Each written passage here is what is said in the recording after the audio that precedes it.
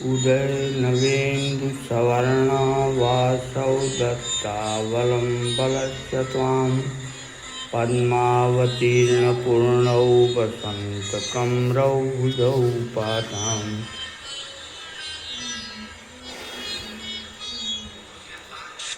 आप सभी को नवोदित चंद्रमा की तरह जो हमेशा चमकदार रहती हैं और पत्नी रेवती के आशव देने के कारण जो बलिष्ठ हो गई हैं, कमल के पुष्प के समान जो लाल हैं, ऐसे बलराम की भुजाएं आप सभी की रक्षा करें। आदरणीय दर्शकों, यह मंगलाचरण का श्लोक स्वप्नवासव दत्तम का पहला श्लोक है।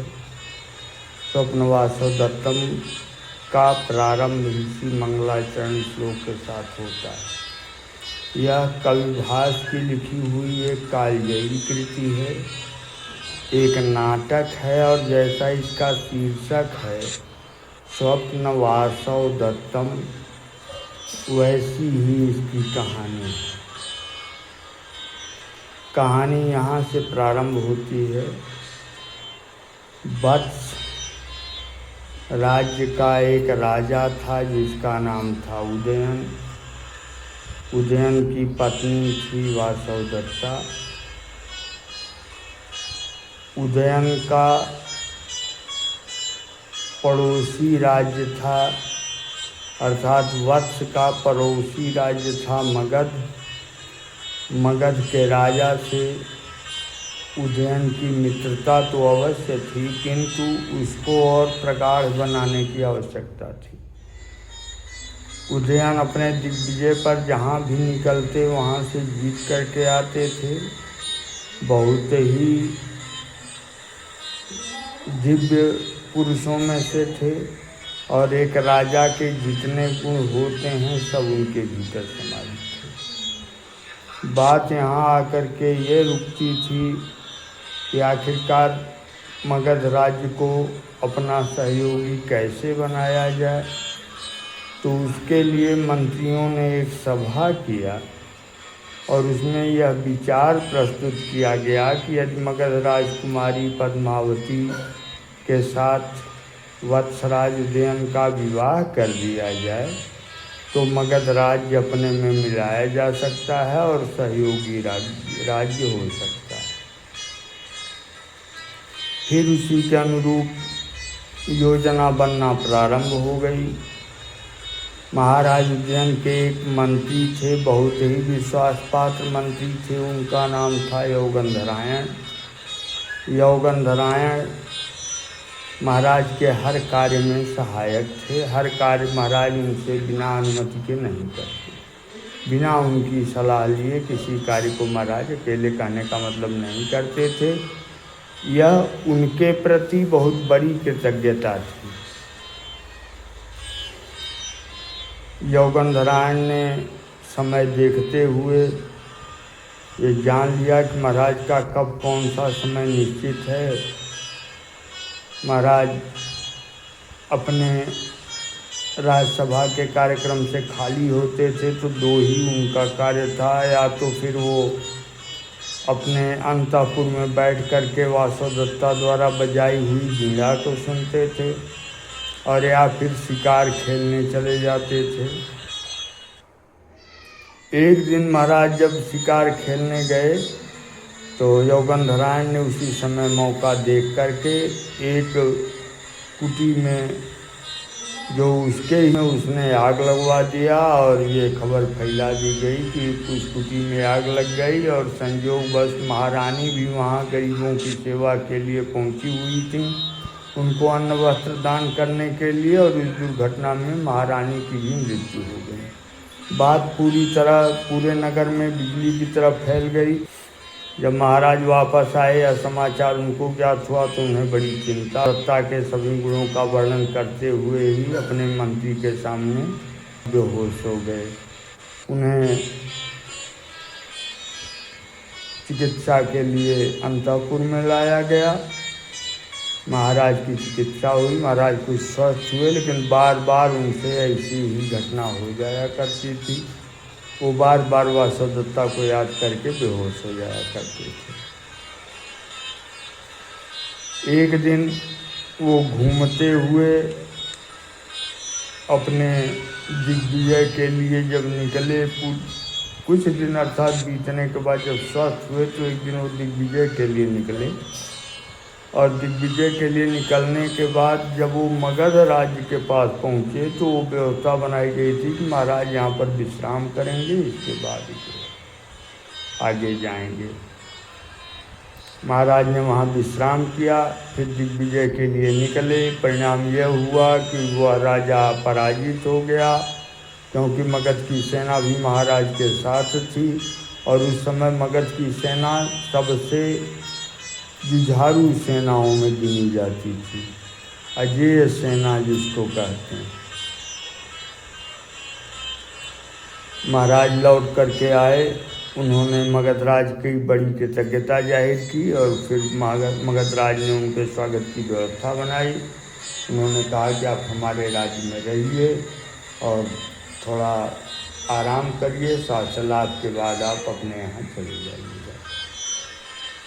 महाराज उज्जैन वहीं पर रहने लगे। एक जगह उनका अपना आवास बनाया गया, उसमें वो सुखपूर्वक अपना समय व्यतीत करने लगे। उसमें उनका एक प्रिय विदूषक भी था, बसंतक नाम था उसका। वो तरह तरह की बातें और कहानियाँ सुना करके महाराज का खूब मनोरंजन किया करता था। एक दिन इसी बीच वो चौकी पर बैठे बैठे थोड़ा सा लेट गए और उनको नींद आ गई। नींद आ गई, जब वो सो गए तो उनका हाथ नीचे लटक रहा था। पद्मावती के लिए एक माला गूंथ रही थी वासवदत्ता, क्योंकि पद्मावती का विवाह होना था। पद्मावती के लिए वासवदत्ता एक माला गूंथ रही थी, और उस माला का एक अंश जो है उसके ध्यान में न आकर के वो चौकी के पास तक पहुंच गया था। थोड़ा अंधेरा हो चला था, वासवदत्ता को भ्रम हो गया कि चौकी के नीचे सांप है, और अचानक महाराज का हाथ भी उसने देखा कि नीचे लटका हुआ है, तो दौड़ करके गई और उनके हाथ को उठा करके चौकी पर कर दिया। इतने में महाराज की निद्रा खुल गई, और जब महाराज की निद्रा खुली तो उन्होंने देखा तो कि वासवदत्ता ही थी, क्योंकि उसके कपड़े, उसकी कदकाठी सब उनके पहचान के अंतर्गत था। तो विश्वास तो हो गया कि वही थी, लेकिन इतनी ही देर में चूँकि नाटक ये था कि महाराज जब तक शादी का कार्यक्रम पूरा न हो जाए तब तक न जान पाएँ कि वासवदत्ता जीवित है, नहीं तो कार्यक्रम बढ़ सकता है। तो वासवदत्ता इतनी द्रुत गति से भागी वहाँ से कि महाराज इसका निर्णय नहीं कर पाए कि कौन। फिलहाल उन्होंने बड़ा अधीर होकर के अपनी घटना का वर्णन अपने प्रियमंत्री यौगंधरायण से किया, और इसी स्वप्न की घटना का वर्णन यौगंधरायण से करने के कारण इस कालजयी ग्रंथ का नाम स्वप्नवासवदत्तम रखा गया है। यही स्वप्नवासवदत्तम की मूल कथा वस्तु है, और स्वप्नवासवदत्तम में वासवदत्ता को स्वप्न में देखने की ही पूरी कहानी पूरे नाटक में है। किंतु इसी को चाहे लेखक की दिव्यता कहिए या जो भी हो, जो भी मान लीजिए, उसी को बढ़ा करके उसको इतना बढ़िया रूप दे दिए हैं, इतना आकर्षक रूप दे दिए हैं कि स्वप्नवासवदत्तम पूरे विश्व में नाटक में पहले स्थान पर माना जाता है। यहाँ तक कि इसको कालजयी रचना की उपाधि दी गई है। ये नाटकों में सबसे अच्छा माना जाता है। यद्यपि कहने के लिए कहा जाता है कि काव्येषु नाटकम रम्यम तत्र रम्या शकुंतला, काव्यों में नाटक सुंदर होते हैं और उस काव्य में भी शकुंतला नाटक सबसे सुंदर है। किंतु भास का लिखा हुआ स्वप्नवासवदत्तम यह बहुत ही प्रसिद्ध हुआ और इसको लोग बहुत ही प्रेम से अपनाए। स्वप्नवासव दत्तम को पढ़ने के लिए बहुत से ऐसे अंग्रेज थे जो वर्तमान में संपूर्णानंद संस्कृत यूनिवर्सिटी इसका प्रमाण है कि कितने ऐसे अंग्रेज थे जो यहाँ आकर के संस्कृत पढ़े और संस्कृत पढ़ने के बाद स्वप्नवासव दत्तम का अध्ययन किया उन्होंने। और स्वप्नवासव दत्तम सबको अच्छा लगता है। इसमें हर आवश्यकता की चीज़ बताई गई है, हर व्यवस्था दिखाई गई है, रोचक वर्णन है, काव्य और श्रृंगार का अच्छा खासा स्वरूप देखने को मिलता है। और सबसे बड़ी चीज़ यह है कि कवि की कथानक की पूर्ति भी बड़े अच्छे ढंग से हुई है। और जो राजाओं का मनोरंजन करना कवि या लेखक का उद्देश्य होता था, उसका अच्छा खासा उदाहरण है स्वप्नवासव दत्तम। स्वप्नवासव दत्तम के हमने जो कहा कि मंगलाचरण में एक श्लोक है जिसको हमने शुरुआत में ही कहा था, उदय नवेन्दु सवर्णा वासव दत्तावलंबलस्य त्वाम पद्मावतीर्ण पूर्णौ वसंत कमरौ भुजौ पाताम। उदय नवेन्दु सवर्णा, तो शब्द तो है उदय माने उदित होता हुआ, नवेन्दु नव इंदु माने नए चंद्रमा की भांति, सवर्णा यानी उस प्रकार चांदनी की तरह चमकती हुई, नया उगे हुए चंद्रमा के चांदनी के भांति चमकती हुई। वासव दत्तावलंबलस्यताम, सवर्णव शब्द में और वासव दत्ता में जब संग विच्छेद किया जाएगा तो सवर्णव प्लस आसव दत्ता शब्द बनेगा। आसव दत्ता का मतलब इनमें से जो परिपुष्ट हो गई हैं। बलम बलस्य त्वाम, बलम माने जो बलवान हैं, बलस्य त्वाम उस बलराम की, आपकी यानी उस बलराम की आगे मिलेगा कि भुजौ पाताम, आपकी वो भुजाएं रक्षा करें, यानी उस बलराम की भुजाएं आपकी रक्षा करें। तो उदय नवेन्दु सवर्णा में उदयन, आसव दत्तावलंबलस्य त्वाम ने वासव दत्ता, पद्मावतीर्ण पूर्णव, पद्म अवतीर्ण पूर्णव जो खिलते हुए कमल से निकलने वाली शोभा से युक्त है, अर्थात जो लाल रंग की हमेशा चमका करती है खिले हुए कमल की तरह। और इसमें पद्मावती मिला देने पर यह पद्मावती शब्द बनता है, जो नाटक की मुख्य पात्र हैं, महाराज की दूसरी शादी के लिए जिनकी तैयारी की गई है। और बसंत कमरव भुजौ पाताम, बसंत और कमरव को जब अलग अलग करेंगे तो बसंत कमरव, बसंत की तरह से बसंत के समय में वो खिली हुई, और फिर बसंत कमरव, बसंतक, बसंतक माने वही राजा का विदूषक। और इस प्रकार यह कालजयी रचना अपने एक आशय के साथ पूर्ण होती है। इसमें तरह तरह की कहानियाँ जोड़ करके इसको पूरा किया गया है, जैसे योगंधरायण का वहाँ रुकना, फिर योगंधरायण का संत बन करके कुटी बना करके रहना, उसके बाद यात्रा में लिवा करके जाना वासव दत्ता को अपनी बहन बना करके, फिर उधर से पद्मावती की माता जी पद्मावती के साथ दर्शन करने आती हैं भगवान शिव का। दर्शन करने के बाद उनके सैनिक लोगों को हटाते हैं, तो वासव दत्ता इसका अभ्यस्त नहीं थी, इसलिए उसे इस बात का बड़ा दुख होता है और वो पूछती है कि क्या मैं भी इस प्रकार से हटाई जाऊंगी। जो महारानी थी जिसके आदेश पर पूरा देश चलता था, वत्स राज्य के अंतर्गत मगध राज आता था, यानी वत्स राज्य का राजा पूरे भूमंडल का राजा था। उसके अलावा जितने राजा थे सब उसको कर दिया करते थे। तो वो तो महारानी थी, जैसे राष्ट्रपति और राज्यपाल का अंतर होता है वैसा अंतर था इन लोगों में। किंतु उन्होंने पूछा तो योगंधरायण ने भी समझाया, लेकिन कोई सुन न ले, इसलिए उसने ऋषियों की भाषा में समझाया है। पूर्वत्वयाभिमतं गतमेव वासी श्लाघ्यं गमिष्यसि पुनर्विजयेन भर्तु कालक्रमेण चक्रम परिवर्तमाना चक्रार पंक्तिरिव गच्छत भाग्य पंक्ति। उन्होंने कहा कि हे महारानी, पहले आप भी इसी प्रकार चलती थी, बस कुछ दिन और संतोष करिए, फिर आपके पति जीत जाएंगे तो फिर आपको ऐसा ही सम्मान मिलने लगेगा। लेकिन समय ऐसा है कि वो अपना रुख बदलता रहता है, और भाग्य आरे के चक्र की भांति, जैसे रथ में लगा हुआ चक्र होता है, ऊपर नीचे किया करता है, उस प्रकार व्यक्ति का भाग्य ऊपर नीचे किया करता है। कभी आदमी को बहुत तेज, बहुत बलवान, बहुत धनवान बना देता है, कभी एकदम गरीब, एकदम कमजोर और एकदम बेकार का बना देता है।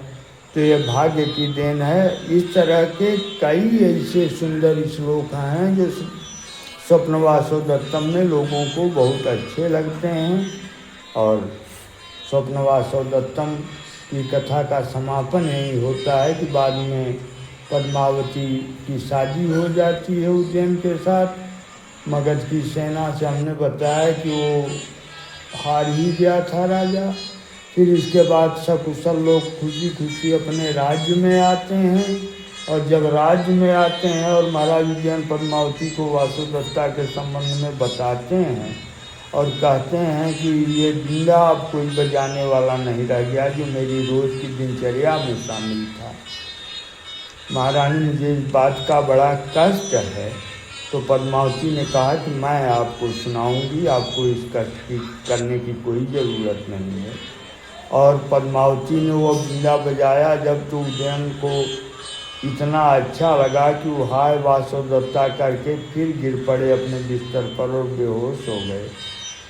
कुछ देर बाद उनका इलाज करने के बाद जब उनको होश आया तो देखे कि एक योगी आया है जो बोला कि एक हमारी बहन थी जिसको हमने महारानी के देख रेख में रखा था। तो महाराज उज्जैन ने पूछा कि वो कौन है, क्या ये घटना सही है? उन्होंने कहा हाँ। तो उन्होंने कहा कि महाराज इतना ही नहीं है, उसी हमारी सहेली ने हमको बीड़ा बजाना सिखाया था। तो महाराज बोले कि नहीं, मैं अब तुम्हारी सहेली को देखना चाहता हूँ, वो कौन है? क्योंकि बीड़ा की लय केवल वासुदत्ता बजा पाती थी और कोई नहीं। या तो इंद्र की अप्सरा बजाती थी, उससे वासुदत्ता ने सीखा था। वासुदत्ता के अलावा तीसरा और कोई इस दुनिया में नहीं है जो इस धुन को निकाल सके। इसलिए वो कौन है मैं देखना चाहता हूँ। तो योगंधरायण आया, उन्होंने कहा कि अब आप हमारी धरोहर वापस करिए जो हमने आपको दिया था। पद्मावती ने पूरे सम्मान के साथ जब उनको इन्हें समर्पित किया, इन दोनों ने अपना वेश बदला और फिर राजा का वासुदत्ता से मिलन हो जाता है।